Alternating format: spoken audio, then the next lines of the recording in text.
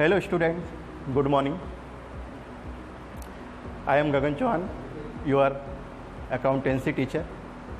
आज का हमारा जो टॉपिक है क्लास 12 से पार्टनरशिप टॉपिक है, जिसे हिंदी में साझेदारी कहा जाता है।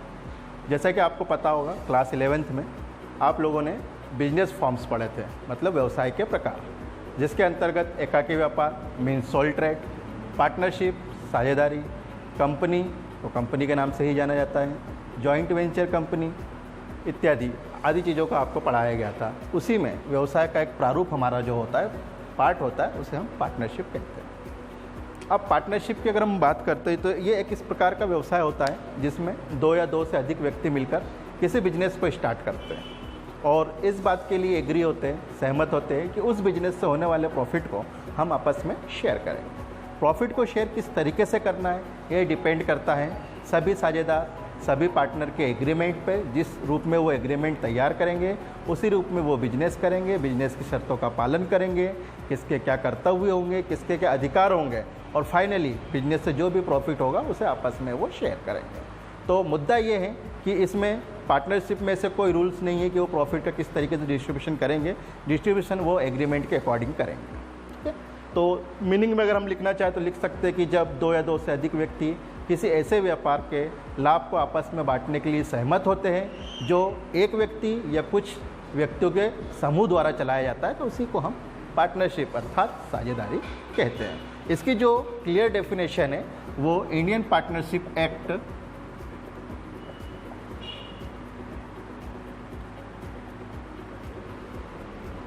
1932 में दे रखी है। 1932 इसलिए कहा गया है कि इस पार्टनरशिप जो एक्ट है, इसकी जो स्थापना हुई थी या जो इसके रूल्स एंड रेगुलेशन बने थे वो ईयर 1932 में बने थे, तभी से इस एक्ट का जो नाम है वो इंडियन पार्टनरशिप एक्ट 1932 हुआ। अभी एक्ट बनाने के पीछे क्या मकसद था? एक्ट बनाने के पीछे ये मकसद था कि जब भी कुछ व्यक्ति मिलकर पार्टनरशिप व्यवसाय को स्टार्ट करें वो स्टार्ट कर सकते हैं, लेकिन उन्हें कुछ रूल्स एंड रेगुलेशन को फॉलो करना पड़ेगा। तो क्या रूल्स एंड रेगुलेशन है वो आपको इंडियन पार्टनरशिप एक्ट 1932 में मिलेंगे। ठीक है, चलिए आगे देखते हैं हम। इंडियन पार्टनरशिप एक्ट में पार्टनरशिप की कुछ कैरेक्टरिस्टिक्स है जो कि हम लोग यहाँ पर समझते हैं।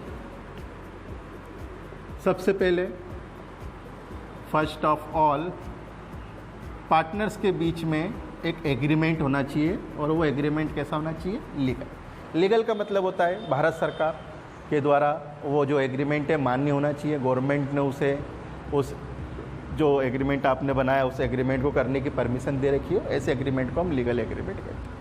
लीगल एग्रीमेंट दो प्रकार का हो सकता है, मौखिक और लिखित। वैसे लिखित एग्रीमेंट ज़्यादा फायदेमंद होता है क्योंकि जो भी बातें आपकी होगी, पार्टनर्स की जो भी बातें होगी वो ऑन पेपर होगी। ठीक है, नेक्स्ट पार्टनरशिप में और क्या होना जरूरी है? बिजनेस होना जरूरी है। पार्टनरशिप में क्या होना जरूरी है? बिजनेस। और बिजनेस में क्या होना जरूरी है? प्रॉफिट होना जरूरी है। अगर प्रॉफिट नहीं है तो ऐसा बिजनेस चलाने से कोई मतलब नहीं है। तो बिजनेस होना चाहिए जो कि लीगली होगा और बिजनेस में क्या होना चाहिए? प्रॉफिट होना चाहिए। Third, share of profit. अब जब प्रॉफिट आपका हो गया तो उसे आपस में क्या करना है? शेयर करना है between partners. Like there are 3 partners A, B and C. तो जाहिर सी बात है जो भी प्रॉफिट होगा वो ए, बी, सी प्रॉफिट को शेयर करेंगे। कैसे करना है वो मैंने आप लोगों को बता दिया एग्रीमेंट के अकॉर्डिंग। चाहे तो वो इक्वल भी शेयर कर सकते हैं, चाहे तो किसी रेशियो में भी शेयर कर सकते हैं, या फिर जिन पार्टनर ने जितनी जितनी कैपिटल इन्वेस्ट की है उस कैपिटल के इन्वेस्ट के अनुसार भी वो प्रॉफिट को आपस में शेयर कर सकते हैं। Next, very very important, number of partners. अच्छा, नंबर ऑफ पार्टनर्स का मतलब ये होता है कितने व्यक्ति मिलकर आपस में पार्टनरशिप स्टार्ट कर सकते हैं। तो इसके लिए एक्ट में बताया गया है कि कम से कम 2 व्यक्तियों का होना जरूरी है, minimum 2 person and maximum persons are 50।